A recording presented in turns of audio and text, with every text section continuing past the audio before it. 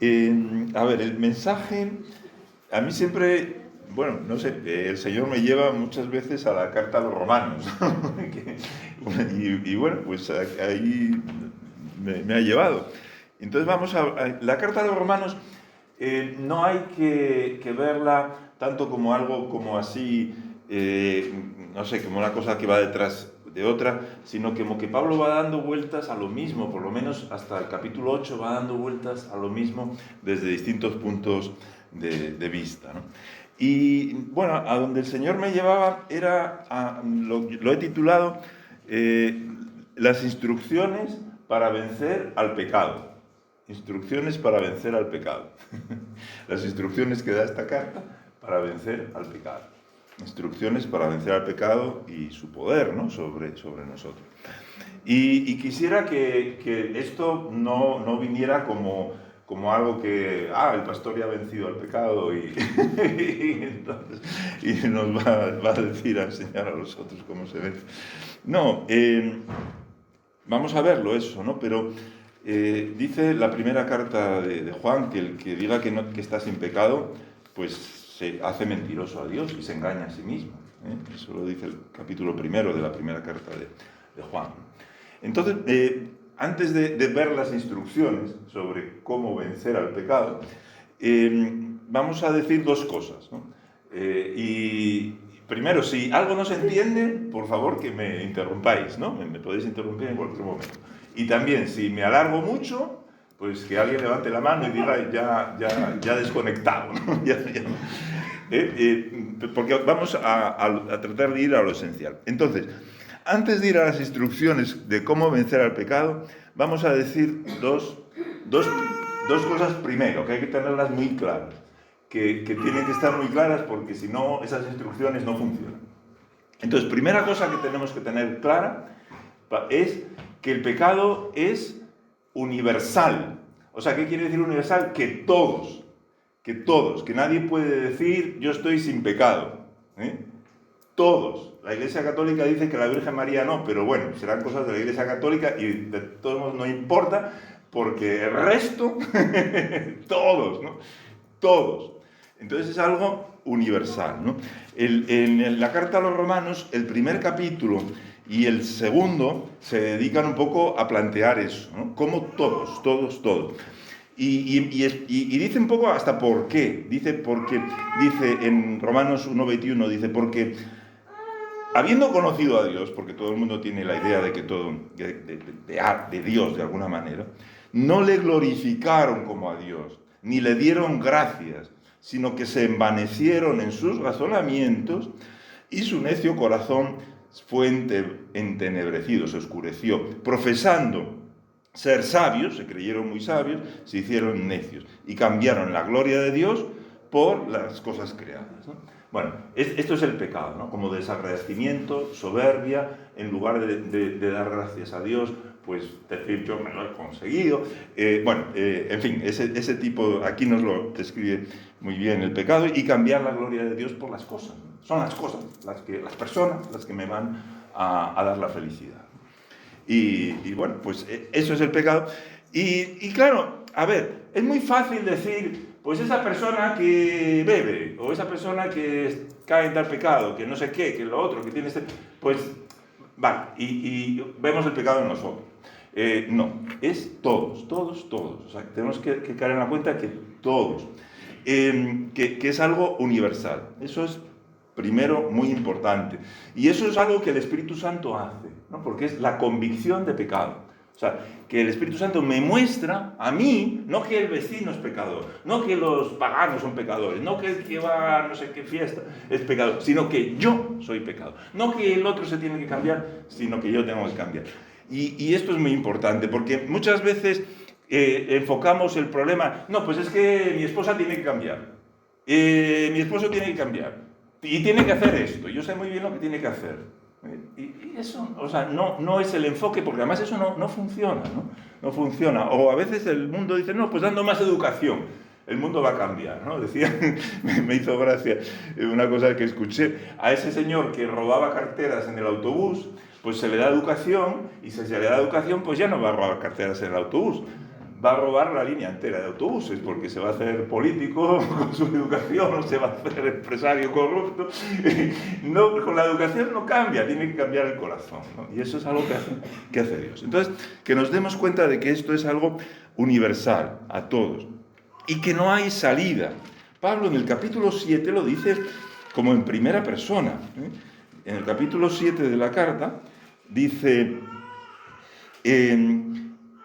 por ejemplo, el versículo 17, por ahí en adelante, empieza a decir, de manera que ya no soy yo quien hace aquello, sino el pecado que habita en mí.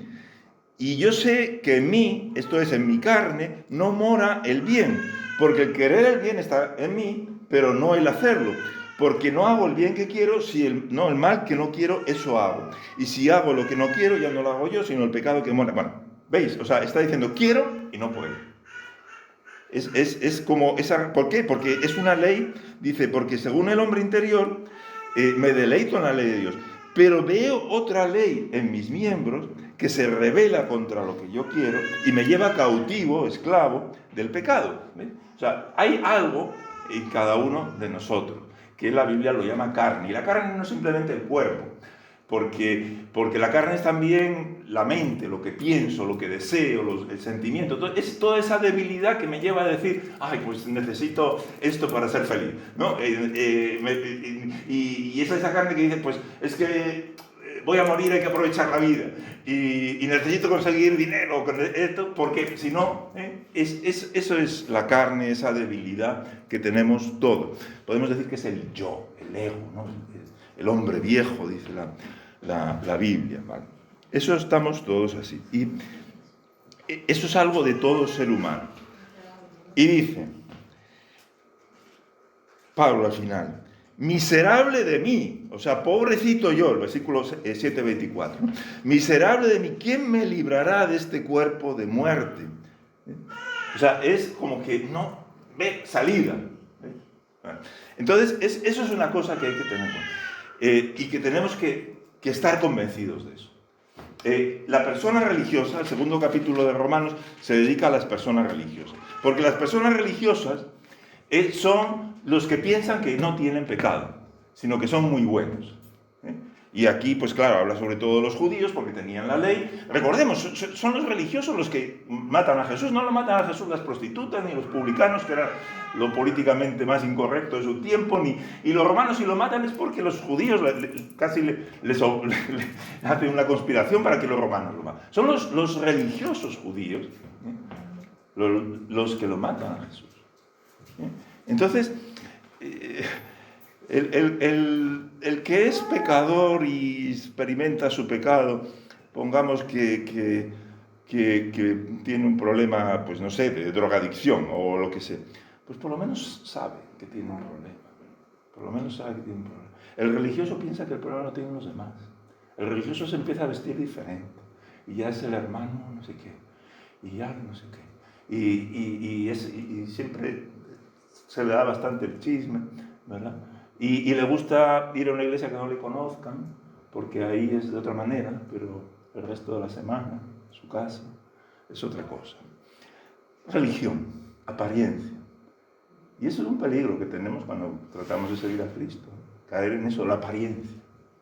Aparentar, ¿no? Me he visto de una manera distinta y porque soy, no sé qué. Está bien, o sea, no digo que todos empecemos a enseñar el ombligo ni nada de eso, hay que vestir con decencia, pero hay esa religiosidad de que soy superior a los otros y ya.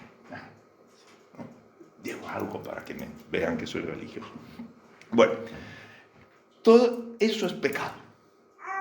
Y eso mata a Cristo. Eso es algo que tenemos que estar bien convencidos. Para vencer al pecado tengo que estar convencido que tengo una lucha con el pecado. De que estoy en una lucha con el pecado. No está mi esposa, estoy yo en una lucha con el pecado. No está mi vecino, estoy yo en una lucha con el pecado. Eso es lo primero. Importantísimo. Uno, ¿no? Y vamos a tratar de un poco más de prisa. Segundo presupuesto. ¿Quién me librará, decía Pablo, de pecado, de esta cautividad, de miserable de mí? ¿Y qué dice el versículo siguiente, 7:25? Gracias doy a Dios por Jesucristo, Señor nuestro. Alguien ha vencido al pecado. El pecado está vencido. Y es Cristo que ha vencido al pecado. Y ha vencido al pecado en la cruz. Él ha cargado con el pecado. Él ha cargado con el pecado. Ahí está la victoria. Lo hizo pecado, pero ese pecado lo llevó a la cruz y murió el pecado en la cruz. Fue destruido el poder del pecado en la cruz y resucitó. Él cargó con todo el pecado, pero destruyó el poder del pecado en la cruz. Y eso es la segunda cosa que tenemos que tener claro. Primero, que todos somos pecadores, la convicción de pecado. Pero segundo, eso, que Cristo dice, por ejemplo, Romanos 5:6, cuando todavía éramos débiles, a su tiempo murió por los impíos. Ciertamente apenas morirá alguno por un justo, tal vez alguno por alguno bueno. Pero Dios muestra, versículo 8, 5:8, Dios muestra su amor para con nosotros en que siendo aún pecadores, Cristo murió por nosotros. Esto ya está hecho, ya lo hizo Cristo. Romanos 8, si queremos ver también, por ejemplo, Romanos 8 dice, porque la ley de Romanos 8:2, porque la ley del Espíritu de vida en Cristo Jesús me ha liberado de la ley del pecado y de la muerte. Porque lo que era imposible para la ley, o sea, la ley es, haz esto, deja de beber, y pues sigue bebiendo. Lo que era imposible para la ley, lo que la ley no puede cambiar, lo que no puedo yo cambiar, lo que era imposible para la ley, porque era un problema que, como nos decía, tenemos cada uno en la carne, por cuanto era débil por la carne, dice Romanos 8:3, Dios, enviando a su Hijo en semejanza de carne de pecado, y a causa del pecado, condenó al pecado en la carne. Es decir, el pecado fue vencido en la cruz, en la carne de Cristo, fue vencido en la cruz. Y démonos cuenta de lo que eso significa, que el pecado ya está vencido en la cruz. ¿Qué pecado? El tuyo, el mío, el poder del pecado está ya vencido en la cruz. Ya está hecho. No es algo que se va a hacer, está ya hecho en Cristo. Y está tan hecho en Cristo que démonos cuenta, a ver, Dios no va a cargar con ese pecado que ya cargó Cristo encima de ti. Porque ya cargó Cristo con él. Ya cargó Cristo con él. Y de ahí viene esa libertad. Romanos 8:1 dice, ya no hay condenación. A veces los traductores incluso lo cambian un poco, porque, por ejemplo, Romanos 4 dice, bienaventurado el varón, Romanos 4:7 dice, bienaventurados aquellos cuyas iniquidades, o sea, maldades, son perdonadas y cuyos pecados son cubiertos. Cubierto quiere decir que ya está tapado, está perdonado. Y sigue diciendo, bienaventurado el varón a quien el Señor no inculpa, dice aquí, pero literalmente dice, a quien el Señor no inculpará de pecado. Es como diciendo, cubrió por todos mis pecados, presentes, pasados y futuros. Tremendo. Y esto es algo que también tenemos que experimentar, tenemos que saber, tenemos que Dios ha dado algo así como un indulto. Como cuando se da un indulto y esa pena, ese castigo ya no lo tienes. A lo mejor no te has enterado y sigues viviendo en el miedo y sigues viviendo exiliado del reino de Dios. Pero Dios ha dado un indulto para que volvamos con Él. Ya no tenemos que estar exiliados y escapados de Dios. Y tenemos que ver eso en Cristo Jesús. O sea, el Espíritu Santo nos tiene que convencer, primero, de que somos pecadores, que no es cuestión de religiosidad, que yo no voy a salir. Y segundo, el segundo presupuesto es que Cristo cargó con mis pecados, que yo pueda ver mis pecados en la cruz de Cristo. Que Cristo cargó con mi pecado. Estos son los presupuestos. Presupuestos de la batalla contra el pecado. Porque aquí viene la cosa. Alguien puede decir, pues si Cristo ya cargó con mis pecados, qué bien, voy a seguir pecando, ¿no? ¿No? No me va a perdonar. Alguien puede pensar así, ¿no? Pero ¿qué pasa si piensas así? que tienes que volver a la casilla cero. Tienes que volver a empezar. Es que no te has enterado de uno y de dos. No te has enterado de lo grave que es el pecado, de la esclavitud que tienes con el pecado, y no te has enterado lo que costó vencer al pecado. ¿Por qué? Porque cuando tienes, por eso decíamos que para las instrucciones para vencer al pecado necesitamos estar convencidos de uno y de dos. ¿Y cómo se nota que estoy convencido de uno y de dos? Se nota en que estoy en lucha con el pecado. No que seas santo, seas perfecto, seas religioso y la hermana patatín y patatán, sino que estés en lucha con el pecado. Que estés en lucha con el pecado. Que el pecado te siente mal. Que no lo quieras en ti. Ahí se ve que Dios te ha dado convicción de pecado y que eres salvo. Que has recibido la salvación por la fe. Que estés en lucha con el pecado. Que el pecado, lo que antes te sentías bien, lo que antes decía todo el mundo lo hace, lo que antes decía que bien se pasa, ahora te sientes mal. Ahora dices, yo no quiero esto. Y ahora estoy en lucha con esto. Entonces, si estás ahí, si estamos ahí, en una iglesia que no es la iglesia de santitos que guardan las apariencias el domingo y que el resto de la semana hacen otros juegos, si es una iglesia verdadera de Cristo, es una iglesia de personas que están luchando con el pecado. Porque nadie puede decir, no tengo pecado, pero todos saben que son pecadores y todos saben el precio del pecado. Y están luchando con el pecado. Y si no, pídele a Dios que te dé el uno y el dos. La convicción de pecado, tuyo, y que te dé la convicción de lo que Cristo ha hecho. Y ahí vamos a estar en lucha con el pecado. Estamos en lucha con el pecado. Eso es la situación del cristiano. Que toda la vida vamos a estar en lucha con el pecado. Todo esto que digo, instrucciones para vencer al pecado, no es algo solo para, pues ya lo vencí. Bueno, sí, vas a experimentar victorias, pero vas a estar toda la vida luchando. Pues has vencido esto, pero ahora hay que vencer esto otro, etcétera, ¿no? ¿Me explico? Entonces, me gusta aquella historia de un hombre de testimonio que escuché, que él era drogadicto, esto, lo otro, bueno, llevaba una vida desastrosa, ahora es un hombre que Dios utiliza mucho. ¿Y qué pasó cuando se convirtió? Pues cuando se convirtió, se fue a un centro de rehabilitación para drogadictos y esto y lo otro, y rompió porque vivía con una mujer, bueno, todo ese tipo de cosas. Trató de salir, pero claro, un día, al principio, volvió a caer en la droga. Entonces él le dice al pastor, ¿cómo te sientes? Me siento fatal. Dice. Pues bueno, gloria a Dios. Gloria a Dios.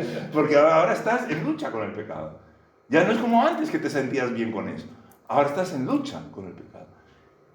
Entonces, instrucciones para vencer al pecado es porque estamos en lucha con el pecado, ¿no? Y si no, que el Señor nos lleve a experimentar esa lucha. Que ya no sirve, los demás pecan o todo el mundo lo hace o no sé qué. Ahora estoy en lucha con el pecado. Ahora estoy en lucha con el pecado. Entonces, instrucciones para vencer. Bueno, pues vamos a ir a Romanos 6 y con eso vamos... Y son dos instrucciones. Había dos presupuestos, o sea, todos pecamos y Cristo cargó con el pecado. Y ahora vamos a ver las instrucciones como para vencer. ¿Qué diremos pues, hermanos? Romanos 6, ¿no? 1. ¿Perseveraremos? ¿Continuaremos en el pecado para tener gracia? Dice, en ninguna manera. Ahora estoy en lucha, ¿no? Ahora estoy en lucha, no voy a perseverar en el pecado. Porque los que hemos muerto al pecado, ¿cómo viviréis? ¿Cómo viviremos todavía en él? Y dice, ¿o no sabéis que todos los que hemos sido bautizados en Cristo Jesús, hemos sido bautizados en su muerte?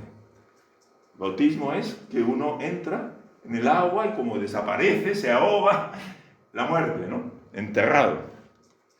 Hemos sido bautizados en su muerte, porque somos sepultados juntamente con Él, con Cristo, para muerte por el bautismo, a fin de que como Cristo resucitó de los muertos para gloria del Padre, así también nosotros andemos en vida nueva. Entonces está diciendo, ¿vamos a seguir el pecado? No, ¿por qué? Porque no sabes que cuando te identificaste con Cristo, te agarraste a Cristo, no es casi ni como que yo agarré a Cristo, sino que Cristo me agarró a mí, que cuando entré en el agua, no es que el pastor me metió para abajo, el que me bautizó me metió para abajo, sino que Cristo me metió con él para abajo y participé, fui agarrado por Cristo, participé en su muerte, cuando creí en él, participé en su muerte y resucité. Entonces está diciendo, mira, ya Cristo lo hizo, ¿cómo vas a seguir en el pecado? Y entonces sigue explicando eso. Versículo 10, por ejemplo, dice, porque en cuanto murió Cristo, al pecado murió de una vez por todas, venció al pecado, mas cuando vive, para Dios vive. Así, dice, también vosotros consideraos muertos al pecado, pero vivos para Dios en Cristo Jesús. Es la primera orden que da Pablo en la carta. No, o sea, no les ha dicho hasta ahora, no pequéis, no les ha dicho, no hagas esto, no hagas lo otro, deja el tabaco, no sé qué. No les ha dado todas estas cosas de la ley, sino que hasta ahora les da una cosa que tenemos que hacer. Algo que sí tenemos que hacer. ¿Y qué tenemos que hacer? Considerarnos muertos al pecado. Considerarnos muertos al pecado. Es una orden. Muertos al pecado, pero vivos para Dios en Cristo Jesús. Considerarnos. Es decir, estamos en guerra con el pecado y Pablo en dejar de decirte, no toques eso, no hagas eso. Y la persona no puede evitarlo. Lo que dice es, considérate muerto, si eres cristiano, al pecado y vivo para Dios en Cristo Jesús. Considérate que has muerto con Cristo y que has resucitado, como en el bautismo. Considérate que Cristo te ha agarrado y te ha sumergido en su muerte y que has resucitado con él. Considéralo porque es verdad. O sea, porque Él llevó nuestros pecados. Esto es lo que tienes que hacer. Las instrucciones que da Pablo. Y son dos, básicamente. Dos. Una es esta, ¿no? Considera. Considera es algo como que, además lo dice de una manera que significa, lo tienes que hacer siempre. No solo hoy, sino todos los días. Considérate que eres alguien que ha muerto y resucitado con Cristo, porque creíste en Él, porque Él llevó tu pecado. Considérate así, mírate así. Cuando vayas a orar por la mañana, todos los días, Señor, recuérdame esto. Recuérdame que yo he muerto contigo y estoy vivo contigo. Consideraos, ¿no? Y la segunda orden que da, son dos que dan prácticamente sobre este asunto. Son las dos instrucciones que da. Es la siguiente, no reine el pecado en vuestro cuerpo mortal, de modo que lo obedezcáis en sus concupiscencias, pero uno diría, ¿cómo? Pues dice, no presentéis vuestros miembros al pecado como instrumentos de iniquidad, o sea, de maldad, sino presentaos vosotros mismos a Dios como vivos de entre los muertos y vuestros miembros a Dios como instrumentos de justicia. Es la segunda orden. La primera es considérate como que es muerto y resucitado. La segunda es preséntate a Dios. Es como un lenguaje de lo que es casi cuando se presenta una ofrenda en el altar. Preséntate a Dios como vivo de entre los muertos y tu cuerpo como instrumento, los miembros de tu cuerpo como instrumentos de justicia. Lo sigue diciendo también en el versículo 19. Hablo como humano por vuestra debilidad, así que como presentasteis antes vuestros miembros para servir a la inmundicia, o sea, a la suciedad y a la iniquidad, o sea, a la maldad, ahora para santificación, presentad vuestros miembros para servir a la justicia. Es lo mismo, ¿no? O sea, es presentarte a ti mismo delante de Dios como vivo de entre los muertos. Y esto primero es agradecimiento. Señor, gracias, que estoy vivo de entre los muertos, que me llevaste contigo a la cruz, me sumergiste en tu muerte y me llevaste a nueva vida contigo. Entonces doy gracias por eso que hiciste en la cruz, estoy agradecido. ¿Visteis que la raíz del pecado era que no habían dado gracias a Dios? Esa era la raíz del pecado. Bueno, pues lo contrario es esto. Me presento a Dios dando gracias como vivo de entre los muertos. Es como que ha habido un barco, se ha hundido y he salvado el pellejo. Gracias, Señor. Estoy agradecido. Me presento como un sacrificio de acción de gracias. Gracias, Señor. Y parte de ese presentarse, si se quiere la segunda parte de ese presentarse, es presentar vuestros miembros como instrumentos de justicia. Es decir, mi boca, mis oídos, mis ojos, que veía, que hablaba, que oía, todo mi cuerpo, mis manos, mis órganos sexuales, todo eso como instrumentos de justicia, para servir a Dios, para agradar a Dios. Presentar vuestros miembros como instrumentos de justicia. O sea, es muy fácil. Estas son todas las instrucciones que dan sobre cómo vencer la carne. Consideraos muertos y vivos con Cristo Jesús.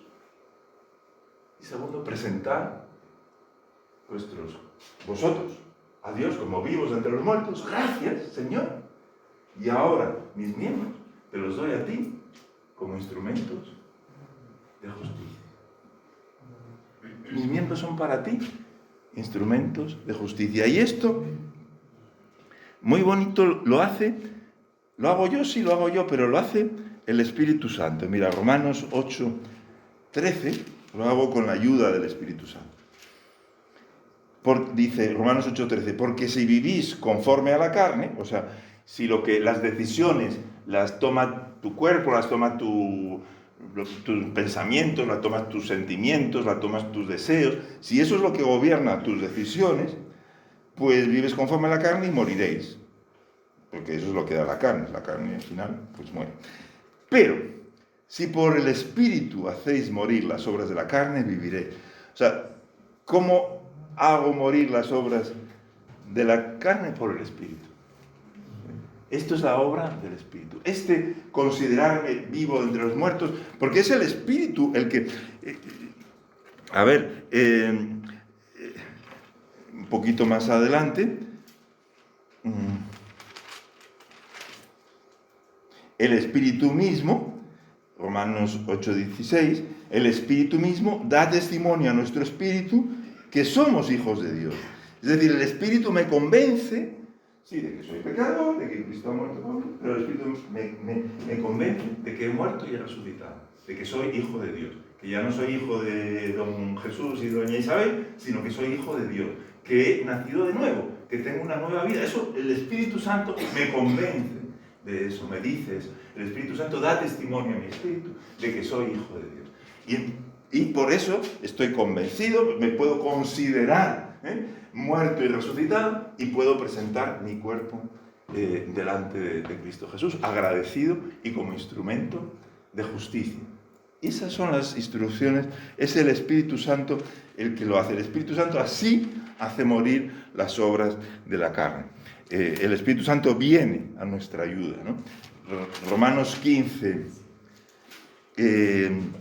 16, dice, está hablando Pablo de las personas que se han convertido y tal, que ha estado ministrando el Evangelio de Dios para que los gentiles, dice, sean ofrenda agradable, santificada por el Espíritu Santo. Yo me presento a Dios como una ofrenda agradable, y eso lo hace el Espíritu Santo.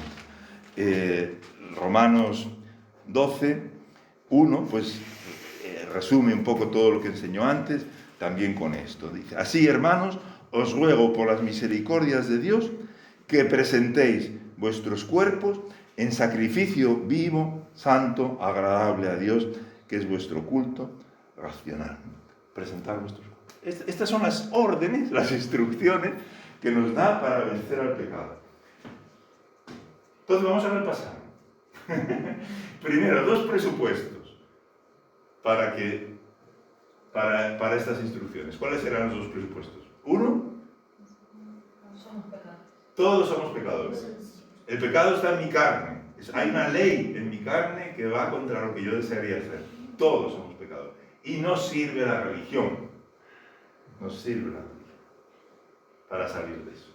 No. La religión es como que yo lo hago por mis obras, empiezo a criticar a los otros, empiezo a mirar por encima del hombre y empiezo a ponerme como a que soy mejor, ¿no? Y todo eso. No vale la religión. Porque todos somos pecadores. Y segundo, principio, ¿cuál era? No, el segundo. Cristo lo hizo, ¿no? ¿Quién me sacará de este pecado, de este cuerpo de muerte? Cristo Jesús lo hizo. Estos son los dos principios. Y si esos dos principios Dios los ha puesto en mi corazón, en mi mente, me los ha revelado, estoy en lucha con el pecado. Estoy en lucha. ¿Ya? Esos son los dos principios. Y ahora, las dos instrucciones que nos da en el capítulo 6 para vencer y que después las sigue repitiendo. ¿Cuáles son las dos instrucciones para vencer? Primera, consideraos, ¿no? Muertos y resucitados, como en el bautismo. Imagínate, ¿no? Que entraste debajo del agua, moriste con Cristo porque Cristo te agarró y te metió en su muerte y resucitaste. Considera eso, considérate como eso. Y segunda instrucción, representar nuestro cuerpo. Preséntate, ¿no? Preséntate como vivo entre los muertos. O sea, el preséntate tiene dos partes. Como vivo entre los muertos.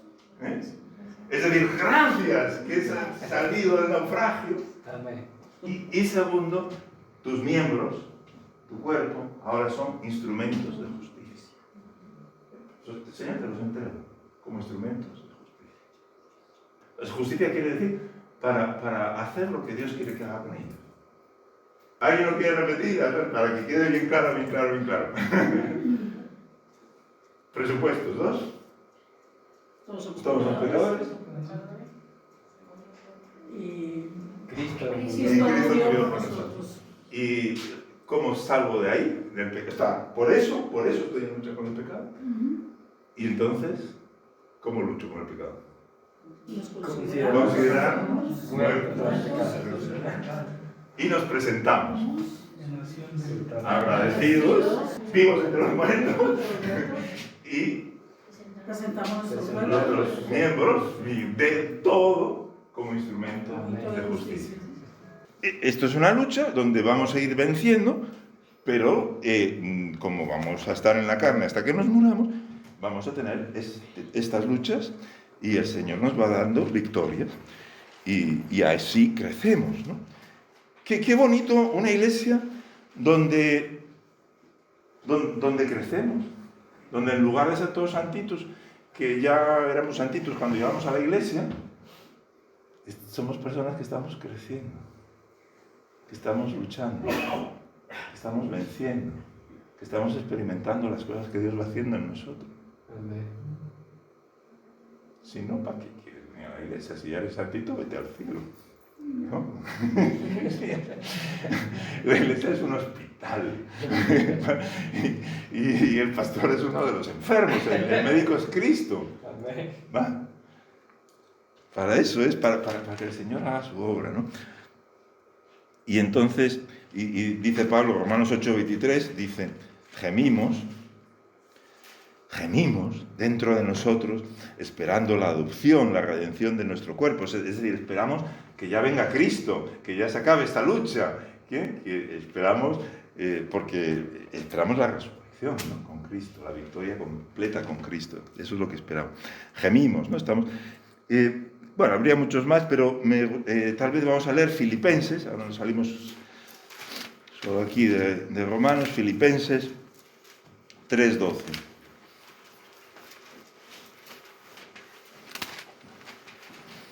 Filipenses 3:12 dice Pablo, no que lo haya alcanzado ya, ¿vale? Porque eso es toda la vida. Ni que sea perfecto, sino que prosigo, continúo, para ver si logro asir significa agarrar, aquello para lo cual también fui asido, o sea, agarrado Cristo Jesús. por Cristo Jesús.